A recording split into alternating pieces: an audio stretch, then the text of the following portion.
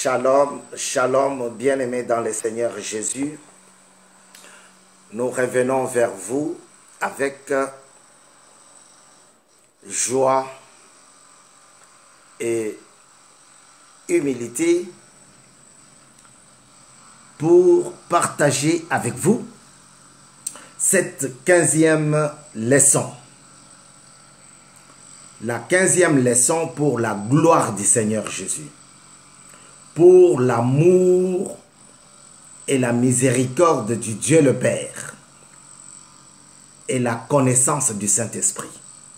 Alors, nous voulons dire d'abord merci à Dieu qui nous a donné cette opportunité de revenir vers vous après un moment.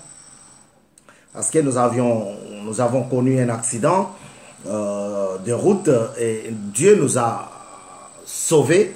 Il nous a protégés de cet accident. Nous sommes sortis indemnes, donc même pas une petite plaie. Donc, nous sommes là pour dire merci à Dieu pour ce qu'il fait, pour ce qu'il accomplit avec nous. Et aussi, nous voulons, pour la toute première fois, saluer l'équipe Mukulu TV à Kinshasa. Mukulu TV à Kinshasa. Nous voyons le frère Emmanuel Chika Kandolo. Nous voyons la sœur Laetitia Chamba. Nous voyons la sœur, la championne Malela Marlène.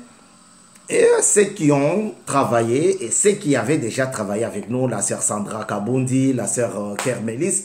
Nous les bénissons dans les noms glorieux de notre Seigneur et Sauveur Jésus-Christ. Nous sommes là aujourd'hui pour parler d'un autre héros, d'un autre homme brave.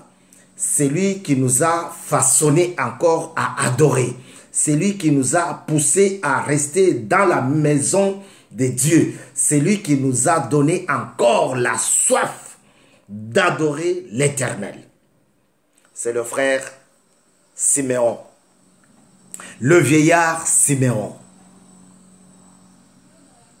Le vieillard Siméon, c'est quelqu'un qui était déjà dans la maison de Dieu. Siméon, c'est à peu près comme Simon. Leur signification, c'est à peu près. Vous voyez? Simon veut dire qui écoute.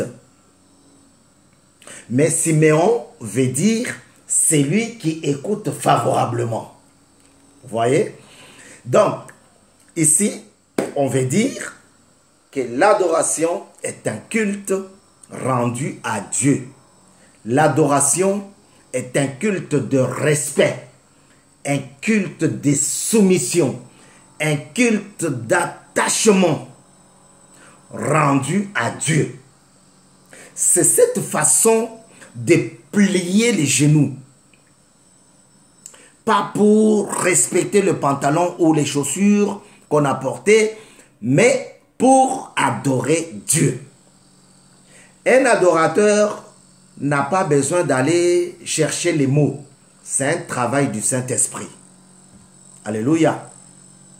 Un adorateur n'a pas à tergiverser. Lorsqu'il commence à parler, Dieu lui met des mots sur la langue, dans sa bouche, et ça coule. Ça coule. Parce que ça sort du fond de lui. Alléluia. Ça sort du fond de son cœur, de son âme. Parce que le Saint-Esprit est derrière lui. Et il le conduit. Siméon, c'est quelqu'un qui était connu dans la maison de Dieu. Et là-bas, le Saint-Esprit lui a révélé quelque chose. Le Saint-Esprit lui a révélé que il devrait attendre la naissance de Jésus-Christ et l'adorer. Son nom signifie « celui qui écoute favorablement ». celui qui reste à l'écoute de son maître. Ésaïe nous parle de la façon dont les disciples doivent écouter, doivent se comporter. Et il prie aux disciples de rester au bas de la croix pour écouter, avoir un langage exercé. Ça, c'est Ésaïe, dans sa prophétie. Vu 700 ans avant que Jésus soit né. Et Jésus, Ésaïe nous parle de la présence, de la venue, de la naissance de Jésus-Christ sur terre. Il dit, un enfant nous est né, admirable conseiller, prince de paix. Il énumère des choses, les étapes du pouvoir. Et c'est ce que Siméon a vu par l'aide du Saint-Esprit, par la puissance du Saint-Esprit. Il va voir ça, il est révélé de ça et il dit, je vais rester. Habakkuk dit, reste à ton poste. Prends le tableau et couche ce que tu entends.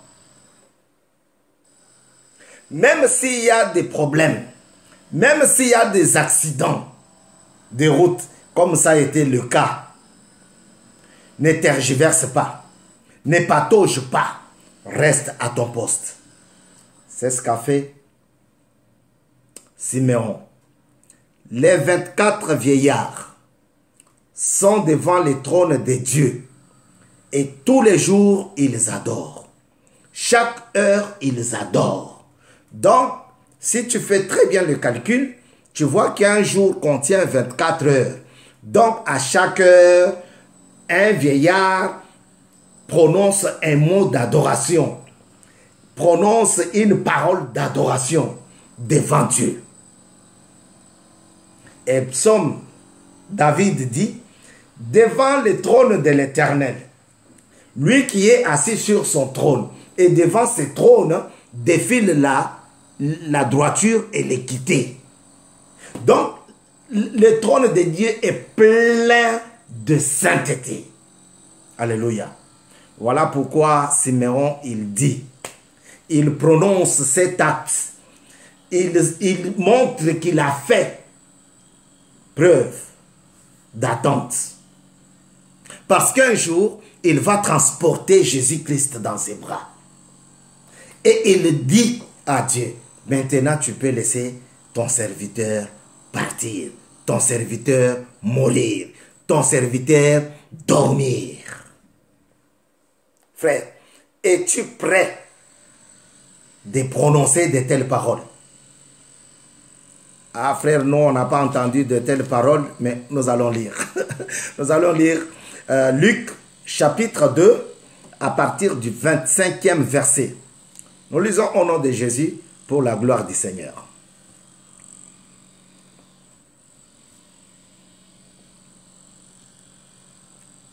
Je vais commencer par 21 pour qu'on entende, pour qu'on écoute. 21. Luc chapitre 2 verset 21, à partir du verset 21. 8 jours plus tard, ce fut le moment de circoncire l'enfant. On lui donna le nom de Jésus, nom que l'ange avait indiqué avant sa conception. Voyez? Quand la période de leur purification prit fin, conformément à la loi de Moïse, Joseph et Marie l'amenèrent à Jérusalem pour le présenter au Seigneur, suivant ce qui est écrit dans la loi du Seigneur. Tout mâle premier-né sera consacré au Seigneur. et pour offrir en sacrifice un couple de tourterelles ou 2 jeunes pigeons, comme cela est prescrit dans la loi du Seigneur. Or, voilà. Or, il y avait à Jérusalem un homme appelé Siméon. Cet homme était juste et pieux. Il attendait la consolation d'Israël et l'Esprit Saint était sur lui. Le Saint-Esprit lui avait révélé qu'il ne mourrait pas avant d'avoir vu le Messie.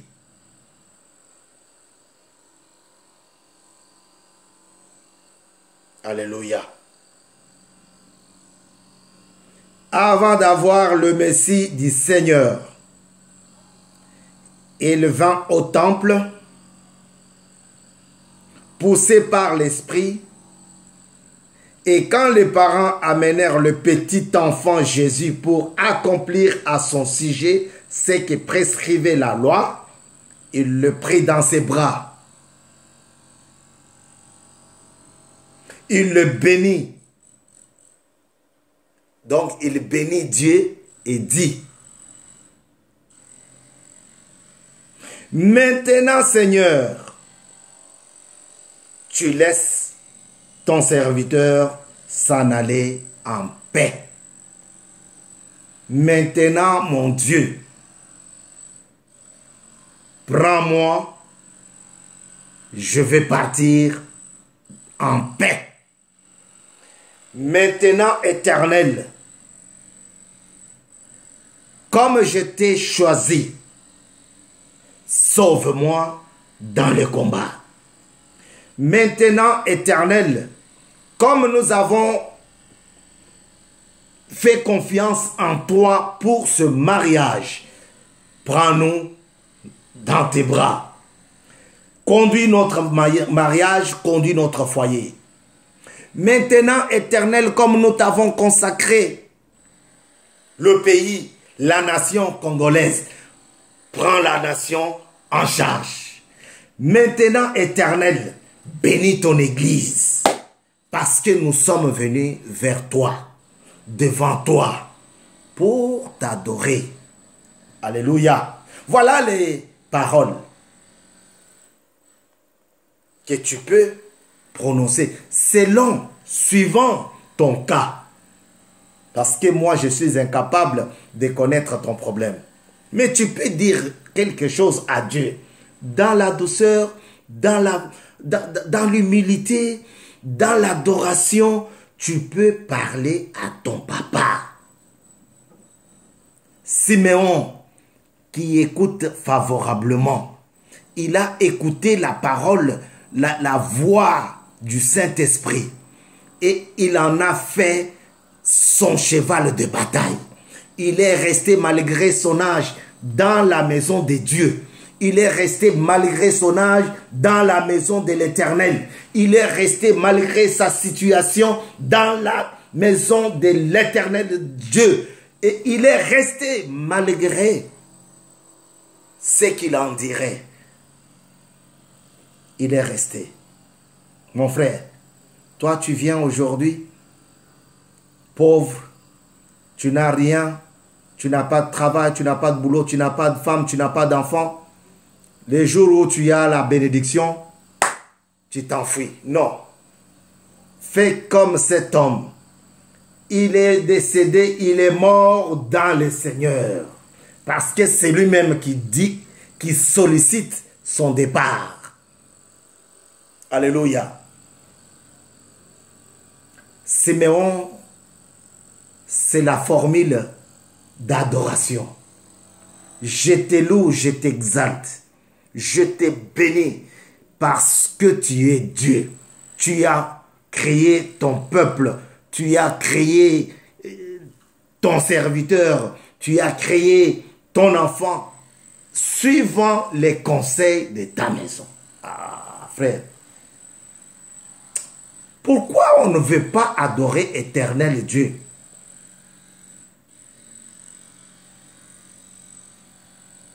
Malgré tout ce qu'il nous fait, malgré tout ce qu'il a rendu possible pour nous, malgré tout ce qu'il a fait pour nous, on passe toujours à côté. Et ce n'est pas correct. Pour ceux de la maison, nous nous exhortons de nous comporter comme Siméon, qui écoute favorablement. Toi, tu écoutes favorablement que lorsqu'on te dit un tel a fait ceci, un tel a volé cela, un tel a... Non. Écoute d'abord la parole de ton papa. Tu n'as pas un autre maître. Sois soumis, sois soumise à ton Dieu. Rends-lui un culte d'adoration. La Bible est claire. Elle dit, le vieillard Siméon. Or, il y avait un homme dans le temple à Jérusalem. Il n'était pas jeune. Il pouvait dire que je vais mourir sans connaître Dieu. Mais il a dit, je dois adorer. Je dois attendre. Quelle que soit la misère, quelle que soit la souffrance, je dois attendre. Je ne prends pas la corruption. Je dois attendre. Je ne vais pas aller... Je dois attendre. La meilleure façon d'adorer, c'est de rester dans l'attente de la direction du Saint-Esprit. Après que la période de la purification est finie, Joseph et Marie amenèrent le petit Jésus au temple, conformément à la loi de Moïse, à la loi du Seigneur. On vient avec le petit pour le présenter selon la loi mosaïque. Alléluia. Et c'est là que le vieillard a pris le petit enfant dans ses bras et il en fait une adoration. Après quoi, il va demander à Dieu de le laisser mourir. Pourquoi? Parce qu'il a accompli son vœu. Alléluia. Frère, est-ce que tu veux transporter le petit enfant Jésus dans tes bras? Maintenant qu'il a grandi, qu'il est retourné au ciel, parce que ce n'est pas celui que tu vois dans des crèches, ce n'est pas celui que tu vois dans des photos. Au mur, on a écrit Jésus-Christ avec... Non, ce n'est pas celui-là. À l'époque de Jésus, il n'y avait pas de photo. Cette photo-là, vous adorez des choses que l'homme a fabriquées. Alléluia. Donc, ce n'est pas notre tasse de café aujourd'hui, mais notre affaire aujourd'hui, c'est de te dire, est-ce que tu veux transporter le petit enfant? Est-ce que tu veux adorer? Est-ce que tu as compris que le temps de ton attente est arrivé à la fin? Alléluia.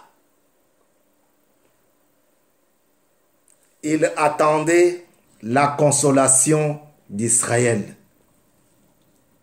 Il attendait la consolation d'Israël. Le vieillard, dans sa façon de voir les choses, dans sa façon de comprendre l'évangile, ce n'était pas seulement pour profiter des biens de l'Église, mais il attendait la consolation de toute l'Église. Alléluia. De toute l'Église. Il attendait la consolation d'Israël. Et lorsqu'il a vu le prince de paix, lorsqu'il a transporté les dieux Emmanuel, lorsqu'il a transporté l'enfant Shiloh dans ses bras, lorsqu'il a senti que la gloire de Dieu qui était manifestée était entre ses mains, il a dit, maintenant, je peux partir. Frère, est-ce qu'après cette période calamiteuse de ta vie, tu peux maintenant adorer l'Éternel? Est-ce que tu te sens maintenant capable de dire un mot à Dieu? Fais-le. Fais-le de tout cœur. Christ ayant vu les gens venus pour l'attaquer, pour l'arrêter, il a dit, ce que tu veux faire, fais-le. Alléluia. Et Judas était confondu. Fais ce que tu vois maintenant. Ce que tu vois, c'est quoi? C'est l'adoration. Adore ton Dieu. Parle à ton Dieu. Parle à ton Dieu. L'Éternel des armées célestes, le Créateur du ciel et de la terre, le Dieu incomparable, les seigneurs des seigneurs, les lions de la tribu de Juda, le prince de paix. C'est le même que Ésaïe avait vu 700 ans avant. Et c'est celui-là qu'Habakkuk a écrit. Reste à ton poste. Ton poste, c'est où? C'est dans l'église. Ton poste, c'est où? C'est la maison de l'Éternel. Reste dans ton poste. Quand je dis reste dans ton poste, ce n'est pas reste à ton poste, ce n'est pas tu travailles plus, tu cherches plus. Non, non. Tout se passe dans la pensée. Deutéronome dit, tu aimeras ton Dieu de toute ta pensée. On ne dit pas une partie de ta pensée, mais on dit de toute ta pensée. Voyez? Tu aimeras ton Dieu de toute ta pensée, de toute ton âme et de tout ton esprit. Que la gloire de Dieu se manifeste dans votre vie.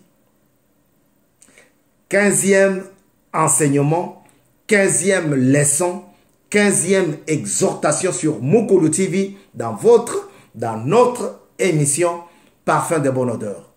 Nous sommes très heureux et nous attendons quoi de vous? Nous attendons une bonne adoration pour l'Éternel. Adore Dieu. Si tu comprends que ton temps d'attente est fini. Soyez bénis, n'oubliez pas de nous soutenir. Si vous pouvez, acheter les livres, sont à la FNAC ou bien chez Amazon. Ça c'est dans ta présence, Seigneur, pour t'adorer et Jésus l'ami fidèle. Que le Seigneur vous bénisse, qu'il vous donne sa connaissance, la connaissance de prendre des choses qui vous donnent le salut. Nous avons ainsi dit, au nom de Jésus-Christ. Amen.